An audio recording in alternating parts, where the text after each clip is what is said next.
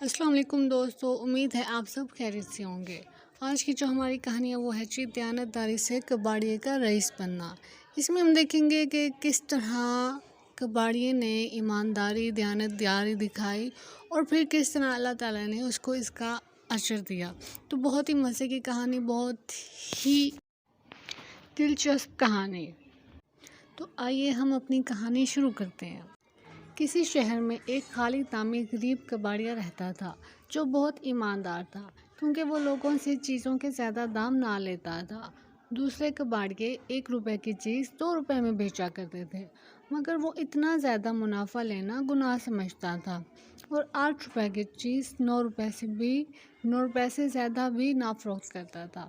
تو پہلے تو وہ اس کاروبار سے بڑے مزے میں رہا، مگر آخر ایک دن ایسا بھی آ گیا کہ جب اس کے ہاتھ میں پیسہ نہ رہا۔ وہ سارا دن دکان پر بیٹھا رہتا، مگر نہ کوئی خریدار آتا اور نہ اس کی کوئی چیز فروخت ہوتی۔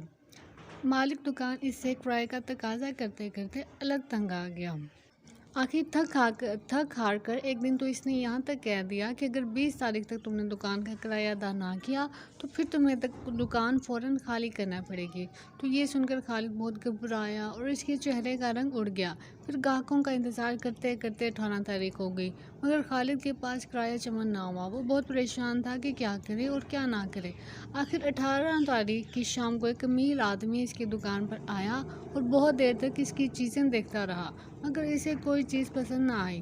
جب وہ واپس جانے لگا تو یکایک اس کی نگاہ الماری کے اوپر ایک طرف باقی چیزوں سے الگ تھلگ رکھی ہوئی ایک صندوقچی پر پڑی۔ وہ جاتے جاتے رک گیا، خالد سے بولا، صندوقچی مجھے دکھاؤ۔ خالد نے صندوقچی اتار کر اس کے ہاتھ میں دے دی اور ساتھ ہی وہ بولا، آپ اسے دیکھ لیجئے، مگر میں اسے بیچ نہیں سکتا۔ امیر آدمی نے صندوقچی کو بغور دیکھا تو اسے بہت پسند آئی، کیونکہ یہ صندوقچی نہ لکڑی کی تھی نہ لوہے کی، بلکہ کسی عجیب و غریب دھات سے بڑی خوبصورتی سے بنائی گئی تھی۔ اس نے خالد سے کہا، بولو اس کی کیا قیمت لوگے؟ خالد نے جواب دیا، میں اسے بالکل نہیں بیچ سکتا جناب۔ امیر آدمی نے کہا، معلوم ہوتا ہے اس طریقے سے تم اس کی قیمت بڑھانا چاہتے ہو۔ اچھا بولو کیا دوں؟ مگر خالد نے جواب دیا، نہیں جناب، میں نے آپ سے پہلے کہہ دیا کہ میں اسے کسی کی قیمت پر نہیں بیچ سکتا۔ اچھا تو 2500 لوگے؟ امیر نے اصرار کیا۔ نہیں جناب۔ اچھا 5000؟ نہیں محترم، 5000 تو کیا، 50,000 میں بھی نہیں دوں گا۔ پھر امیر آدمی نے ذرا رک کر کہا کہ اچھا، میں 1 لاکھ دینے کے لیے تیار ہوں، اس سے زیادہ 1 روپیہ بھی نہیں۔ خالد نے پھر بھی انکار میں سر ہلا دیا، حالانکہ خالد کے لیے اس وقت 1 روپیہ 100 کے برابر تھا، اور اگر وہ 1 لاکھ روپے لے لیتا تو اس کی مصیبت کے دن کٹ جاتے۔ مگر اس نے امیر کو صاف جواب دیتے ہوئے کہا، بات دراصل یہ ہے جناب کہ یہ صندوقچی میری نہیں بلکہ کسی دوسرے کی امانت ہے، پھر بھلا میں اسے کیوں کر بیچ سکتا ہوں؟ امیر آدمی نے چاہتے ہوئے کہا، اچھا ممکن ہے کہ تم کل تک صلاح مشورے کے بعد بیچنے پر راضی ہو جاؤ، اس لیے میں کل پھر آؤں گا، اس عرصے میں جو کچھ سوچنا ہے تم سوچ لینا۔ یہ کہہ کر امیر دکان سے اترا اور گاڑی میں بیٹھ کر چلا گیا۔ رات کو خالد گھر پہنچا تو اپنی بیوی سے بولا، تمہیں یاد ہوگا کہ 5-6 سال ہوئے ہمارے پڑوس میں ایک لڑکی رہتی تھی جس کا نام نعیمہ تھا، اور جب اس غریب کی ماں اچانک مر گئی تھی تو ہم نے اسے ہمدردی کے طور پر کئی ہفتے اپنے پاس رکھا تھا۔ خالد کی بیوی نے جواب دیا، ہاں مجھے یہ واقعی اچھی طرح یاد ہے۔ خالد نے کہا، اور تم یہ بھی نہ بھولی ہوگی کہ کچھ عرصے کے بعد جب وہ یہاں سے اپنی خالہ کے ساتھ چلی گئی تھی تو جاتے وقت وہ اپنی صندوقچی ہمارے پاس بطور امانت چھوڑ گئی تھی، جو ابھی تک میری دکان میں محفوظ پڑی ہے۔ آج ایک امیر گاہک بڑی مہنگی قیمت پر خریدنے کے لیے تیار تھا، مگر میں اسے کس طرح بیچ سکتا تھا، کیسے دے سکتا تھا؟ بیوی نے بے صبری سے پوچھا، کیا قیمت؟ 1 لاکھ، خالد نے جواب دیا۔ تم نے بڑی غلطی کی، بیوی نے لالچ میں آ کر کہا، آج اگر تم اسے بیچ دیتے تو ہمارے وارے نیارے ہو جاتے، ہم تو پیسے کے محتاج ہیں، اس لیے ہم سے اتنی ایمانداری کس طرح نبھ سکتی ہے؟ اتنے عرصے بعد اس لڑکی کو بھلا کیا یاد رہا ہوگا، اور یہ بھی تو نہیں پتا کہ وہ اس وقت زندہ بھی ہے یا مر چکی ہے۔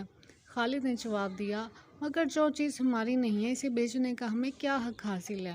لیکن اتنے ایماندار بنے رہو گے تو پرسوں دکان کے کرائے کا کیا بنے گا؟ بیوی نے تن سے کہا، جو ہوگا دیکھا جائے گا۔ خالد نے سرد آہ بھرتے ہوئے کہا، ایمانداری نہ چھوڑوں گا مگر بدنامی مول لے لوں گا۔ یہی باتیں ہو رہی تھی کہ دروازے پر کسی نے دستک دی۔ خالد نے اٹھ کر دروازہ کھولا تو ایک برقع پوش عورت اندر داخل ہوئی۔ خالد نے اسے دیکھتے ہی پہچان لیا۔ یہ عورت وہی نوجوان لڑکی نعیمہ تھی جو کبھی ان کے پڑوس میں رہتی تھی۔ تھوڑی دیر تک آرام سے بیٹھنے کے بعد اس نے کہا، چچا جان، آپ کے پاس میری امانت ایک صندوقچی پڑی ہوگی، مجھے اس کی بہت ضرورت ہے۔ خالد یہ سنتے ہی مکان سے ملحقہ دکان جا کر کھولی اور وہ صندوقچی لا کر نعیمہ کے ہاتھ میں دے دی۔ نعیمہ نے اسے کھول کر پیندے پر ہاتھ رکھا، پھر خالد سے کہا، ذرا چراغ تو لانا چچا جان۔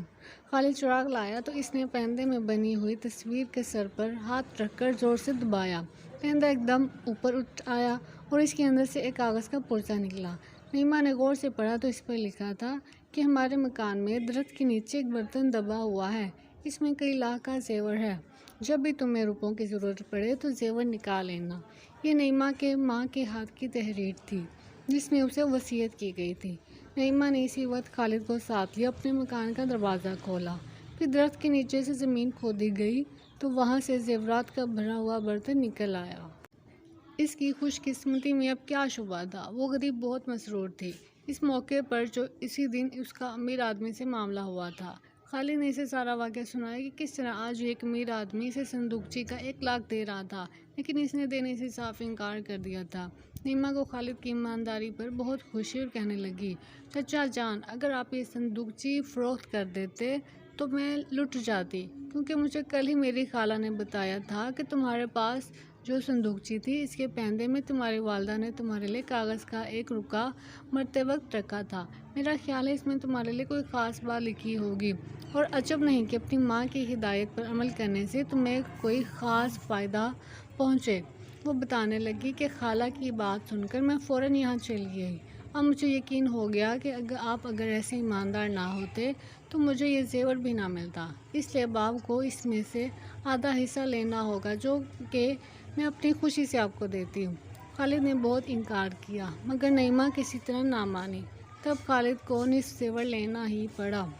دوسرے دن جب اس نے یہ زیور بیچا تو اسے 35 لاکھ روپے وصول ہوئے، لیکن اگر وہ لالچ میں آ کر دیانتداری کو ہاتھ سے چھوڑ دیتا تو اسے صرف 1 لاکھ ملتا۔ تو اس لیے کہتے ہیں کہ لالچ بری بلا ہے۔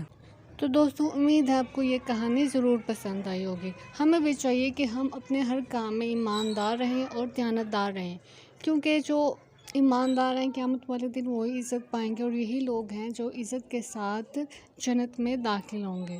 اس کے ساتھ ہی اجازت، اللہ حافظ۔